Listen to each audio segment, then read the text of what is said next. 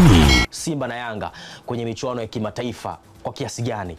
Kuna huu ushindani unawasaidia kwa kiwango ambacho kinawafanya pengine wafike level ambayo wanafika hivi sasa, ama zinaweza kuwasaidia pia wafike level za mbali, ama kukwama pale pia kunasababishwa na kutokupata ushindani wa kutosha kwenye ligi yetu na vitu vingine mfano hivyo? Nikianza kwanza na Simba na Yanga, wao kama isingekuwa ni swala la kupata msaada mkubwa wa watu ambao wanapenda mpira wa miguu toka miaka hiyo ambayo ndo wanaanza, ingekuwa ni ngumu sana kwa wao kufika level hizi. Kwa maana huo msaada ungekuwa ni vipi?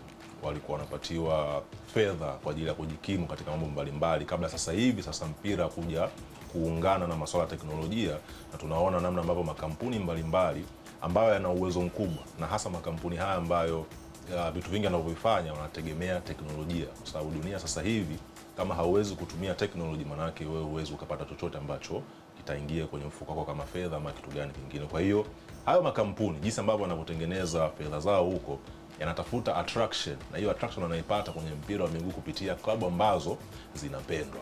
Kwa hiyo fedha ambazo hizi klabu inaingiza kulingana na mikataba ya udhamini ambao wanapata kutoka na makampuni mbalimbali, ndio ambayo inawapa nguvu ya wao kupata wachezaji ambao wanaamini wanaweza kufanya kitu kizuri, na ndio hawa ambao wanawasaidia kwa katika level za juu. Hicho kitu huwezi kukiona kwenye hizi klabu nyinginezo. Tumeelewa vizuri kwamba hizi klabu nyingine, cha kwanza nembo zao haziuziki, historia zao pia haziuziki, kwa kiasi kikubwa inakuwa ni ngumu kuvutia ushawishi wa watu wengi, wakiachana pia na maana hayo makampuni.